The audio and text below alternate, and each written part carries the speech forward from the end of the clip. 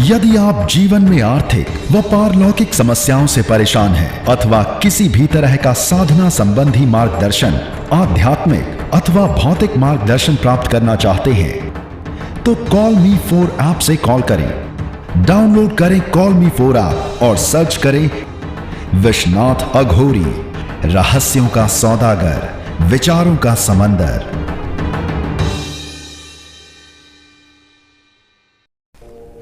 आदेश जय श्री महाकाल।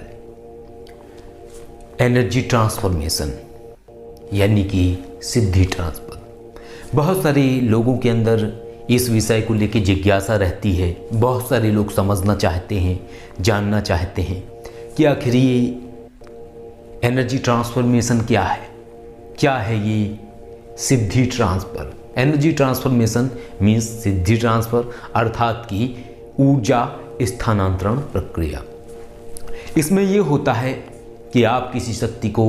आवाहन करते हैं, सिद्ध करते हैं, प्राप्त करते हैं, और जब आप अपने जीवन में उस शक्ति को, सिद्धि को प्राप्त कर लेते हैं तो आप अपने किसी प्रिय व्यक्ति को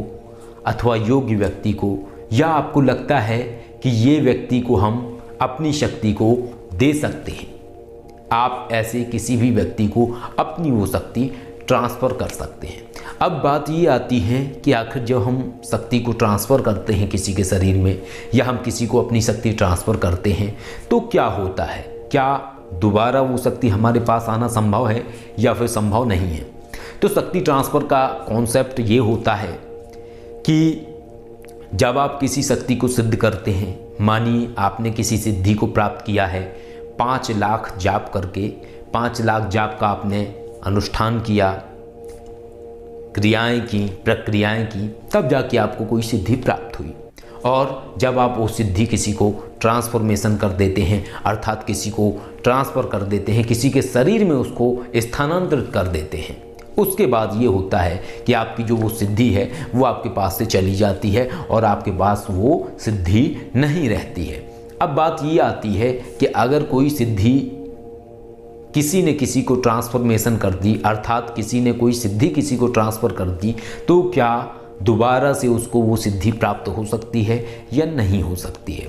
तो इसमें अगर कोई व्यक्ति ने 5 लाख जाप करके किसी सिद्धि को प्राप्त किया है और किसी अन्य व्यक्ति को उसने वो शक्ति ट्रांसफ़र कर दी है, तो पुनः उसको वही शक्ति प्राप्त करने के लिए 5 लाख जाप का अनुष्ठान दोबारा करना पड़ेगा, दोबारा से वो क्रियाएं करनी पड़ेंगी, दोबारा से वो क्रियाएं करनी पड़ेंगी, तब जाके उसको वो सिद्धि दोबारा प्राप्त हो सकती है। अब एक और बात इसमें ये है कि ये कैसे आप जान सकते हैं कि जो भी एनर्जी ट्रांसफॉर्मेशन आपको हुआ है, जो भी आपको सिद्धि किसी भी व्यक्ति ने अगर ट्रांसफ़र करी है, हालांकि ये जो ट्रांसफ़र की प्रक्रिया है ये बहुत ही गूढ़ प्रक्रिया थी, बहुत ही गुप्त प्रक्रिया थी, और सबसे पहले यूट्यूब के माध्यम से हम ही ने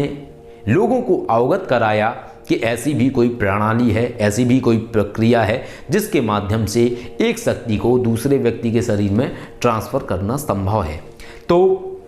उस दरमियान में बहुत सारे लोगों ने विरोध किया, हमने उस विरोध का सामना भी किया, लेकिन ये यथार्थ था और आज के समय में लोग जान रहे हैं कि सिद्धि ट्रांसफ़र का रहस्य क्या है और वाकई में ये पॉसिबल है। अब बात ये आती है कि ये आप कैसे जानेंगे कि जो आपको सिद्धि ट्रांसफ़र करी गई है वो वास्तविक है या फिर झूठ है। तो कोई भी सिद्धि ट्रांसफ़र बिना महादेव के प्रक्रियाओं के संपन्न नहीं होता है। यदि कोई व्यक्ति आपको जल पढ़ के पिला रहा है तो वो आपको सिद्धि ट्रांसफ़र नहीं कर रहा है, या आपको कोई सिद्धि ट्रांसफ़र कर रहा है और उसमें कहीं पर भी महादेव की प्रक्रियाएं नहीं की जा रही हैं, तो वो सिद्धि ट्रांसफ़र नहीं है। एक तरीके से ऐसा है कि एनर्जी जो आपको वो दे रहा है वो आपको लिमिटेड टाइम के लिए दे रहा है, 2 दिन के लिए, 3 दिन के लिए, वो दोबारा से वो एनर्जी वापस उस व्यक्ति के पास आ जाएगी। तो एनर्जी ट्रांसफॉर्मेशन, कोई भी सिद्धि ट्रांसफ़र जब ही संभव है जबकि महादेव के समक्ष उन प्रक्रियाओं को व्यक्ति करता है। अर्थात कहने का तात्पर्य ये है कि सिद्धि ट्रांसफ़र एक ऐसा कॉन्सेप्ट है जिसमें आप एक तरीके से आपने जो शक्ति को प्राप्त किया है, आप हाथ में जल लेते हैं, महादेव को साक्षी मानते हैं, उनके जो विशिष्ट मंत्र हैं, जिन मंत्रों के माध्यम से एक शक्ति दूसरे के शरीर में ट्रांसफ़र होती है, उन प्रक्रियाओं को, उन मंत्रों को आप दोहराते हैं और शिव जी के ऊपर संकल्प छोड़ते हैं। जैसे ही आप शिव जी के ऊपर संकल्प छोड़ते हैं, वो शक्ति उस व्यक्ति के शरीर में ट्रांसफ़र हो जाती है, संकल्प छोड़ते ही ट्रांसफ़र हो जाती है। इसके बाद उस शक्ति का ऊर्जा लेवल बढ़ाने के लिए आप उस व्यक्ति को जल अभिमंत्रित करके पिलाते हैं, और जैसे ही आप पिलाते हैं, उस व्यक्ति के शरीर में वाइब्रेशन होने लगती है, उसको पता लगने लगता है कि कोई एनर्जी उसके शरीर में एंटर हो चुकी है और उसको अनुभव होने लगते हैं। हाँ, कई बार ऐसा भी होता है कि 100% लोगों में से 5% लोगों को अनुभव नहीं होता है, परंतु जब उनके प्रैक्टिकल किए जाते हैं तो वो चीज़ें पता लगने लगती हैं। तो ऐसे आप जान सकते हैं, यदि आपने किसी भी व्यक्ति से ट्रांसफ़र लिया है या किसी भी व्यक्ति ने आपको सिद्धि ट्रांसफ़र के नाम पे बेवकूफ़ बनाया है, तो आप ये जान सकते हैं कि उसने बेवकूफ़ बनाया है या नहीं बनाया है। जो भी व्यक्ति, क्योंकि कोई भी तंत्र की क्रिया हो, कोई भी तंत्र की प्रणाली हो, तंत्र में महादेव का विशेष स्थान है, बिना उनके वो क्रियाएं संभव नहीं हैं। और कोई भी व्यक्ति नकली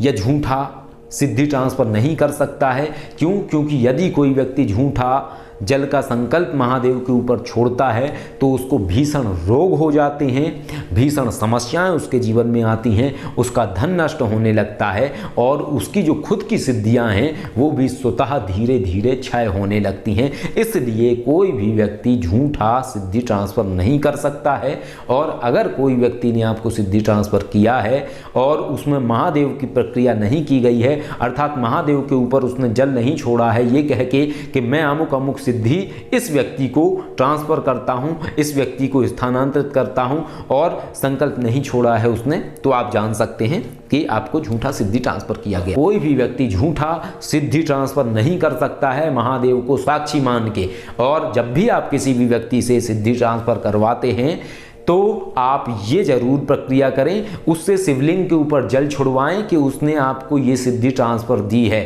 और अगर वो व्यक्ति ने वाकई में आपको सिद्धि ट्रांसफ़र दी है, वो उस समय जल छोड़ के संकल्पित करेगा आपको कि उसने आपको महादेव को साक्षी मान के अमुक अमुक सिद्धि दे दी है और वो सिद्धि आपके शरीर में प्रवेश हो गई है।